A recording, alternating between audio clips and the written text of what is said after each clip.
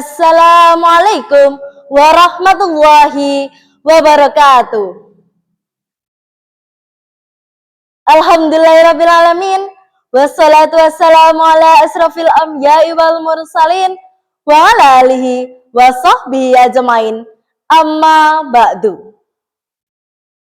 Ingkang kinurmatan para dewan juri, ingkang kinurmatan Bapak Ibu Dwija saha kanca-kanca ingkang kula tresnani. Saderengipun sumangga kita aturaken puja dalah puji syukur dumateng Gusti Allah Subhanahu wa taala ingkang sampun maringi rahmat, hidayah, kesehatan serta kawilujengan sehingga kita saged makempal wonten ing papan punika. Salawat dalah salam mugi tansah kaluburaken dumateng junjungan kita Nabi Agung Nabi Muhammad sallallahu alaihi wasallam ingkang sampun paring pitedah dumateng umat Islam sehingga kita saged medal saking zaman jahiliyah tumuju zaman Islamiyah.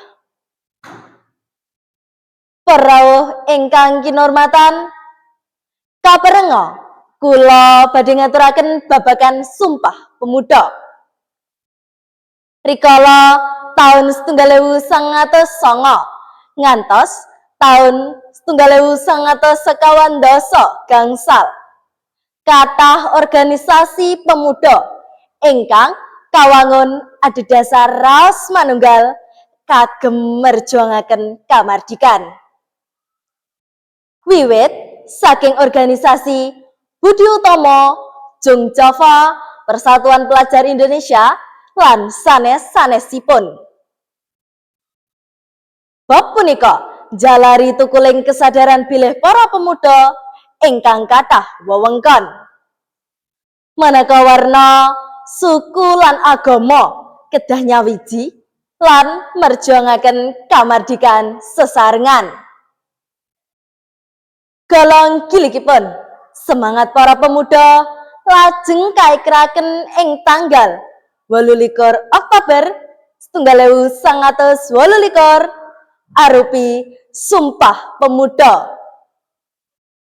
Setunggal bangsa, setunggal tanah air, saha setunggal basa nggih punika Indonesia. Para ingkang minulya, Sumpah Pemuda dados tanda menawi semangat jagi negeri kesatuan Republik Indonesia. Boten namung wonten tiyang sepuh kemawon, ananging ugi tiyang anem.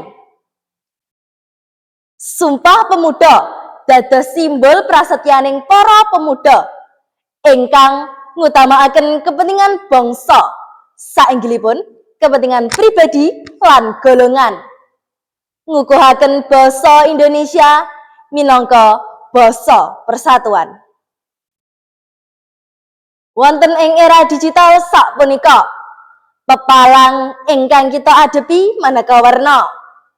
Ananging kita kedah gadah tekad budidaya dados generasi ingkang saged dipununggulaken.